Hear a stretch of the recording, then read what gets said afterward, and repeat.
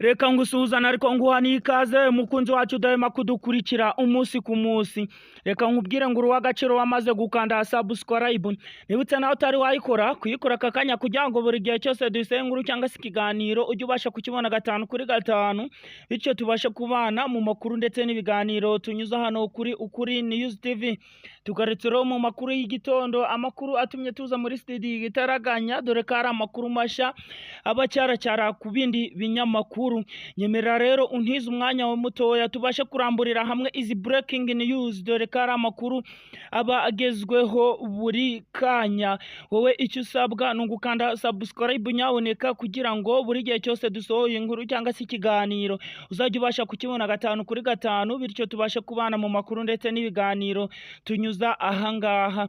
Rero reka tukubwire ko kugeza ubu ngubu amakuru yo ni menshi, amakuru abacyaracyara haba muri politike, haba mu bya diplomasi, mu mikino, mu mideli ndetse n'ahandi hose. Reka twuse cyane tutagutindiye tukubwire ko ubu ngubu tugiye kuvuga ku magambo Perezida w'u Burundi Evariste Ndayishimiye alias Neva yivugiye ku munsi w'ejo, avuga ko kugeza ubu ngubu bagiye kuba bafungura imbibi cyangwa se imipaka ibi bihugu byombi bihuriyeho hagati y'igihugu cy'u Rwanda ndetse n'igihugu cy'u Burundi. Turaza kugaruka ku makuru avugwa hariya mu burasirazuba bwa Repubulika Iharanira Demokarasi ya Kongo ku kibuga cy'imirwano, dore ko kugeza ubu ngubu bikaze, ibibunda ndetse n'intwaro ziremereye zirimo kumanurwa hariya mu mujyi wa Goma. Ariko hagenda hibazwa ese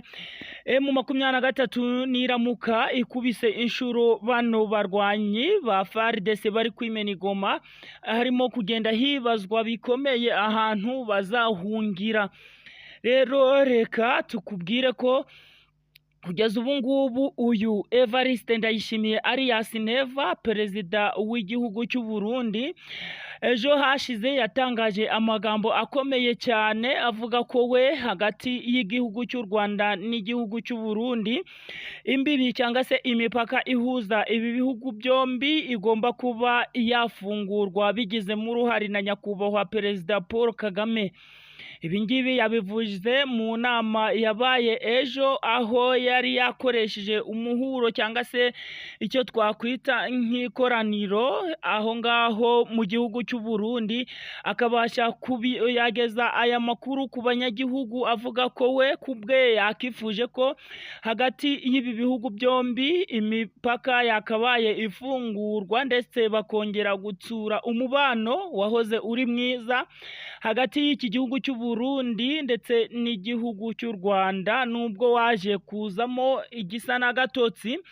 Mu minsi yashize hakagaragara ikibazo cy'umutekano muke uri hagati y'ibi bihugu byombi ndetse n'imipaka ikaza kuba yafungwa bitandukanye, ari nako igihugu cy'u Burundi cyakomeje kugenda gitangaza amagambo mabi cyane ku gihugu cy'u Rwanda. Kugeza ubu ngubu rero Perezida Evariste Ndayishimiye alias Neva yagaragaje ko ashaka ko imipaka hagati y'ibihugu byombi ibasha kuba yafungurwa, ariko nubwo bimeze gutya umutwe wa Red Tabara ukaba ukomeje umugambi cyangwa se ukaba ukomeje ibikorwa byawo wo kugenda ugaba ibitero kw'iki gihugu cy'u Burundi, ndetse anariko ugenda wangiza bimwe mu bikorwa remezo hano mu gihugu cy'u Burundi. Uyu perezida rero Evariste Ndayishimiye abitangaje nyuma y'uko Perezida Paul Kagame w'igihugu cy'u Rwanda amaze kuba yashikiriza indahiro ze abanyagihugu zo kuba yayobora igihugu cy'u Rwanda, ari nako ibintu bimeze neza kugeza ubu ngubu. Perezida w'igihugu cy'u Burundi akaba ari ayo magambo yagiye atangaza mu buryo bugiye butandukanye. Twerekeza mu gihugu cya Kongo, aho harimo kugaragara amafoto ndetse n'amavideo ingabo z'igisirikari cya leta ya kiriya gihugu cya Kongo zirimo kumanura intwaro ndetse n'ibindi bifaru karundura hariya mu mujyi wa Goma, ndetse n'izindi mbunda ziremereye.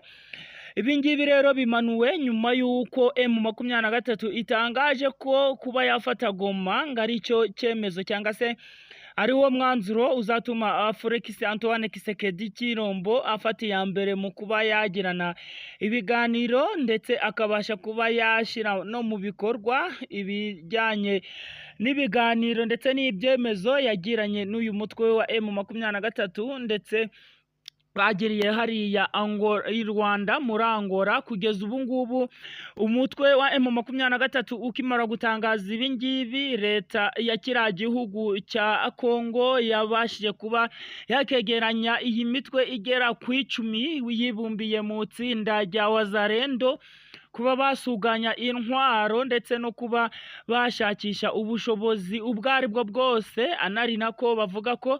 bagiye kuba bamanuka muri Goma kugira ngo uyu mutwe utabasha kuba wakwigarurira uriya mujyi wa Goma, dore ko habarurwa abaturage benshi ndetse n'ibikorwa remezo biri hariya mu mujyi wa Goma.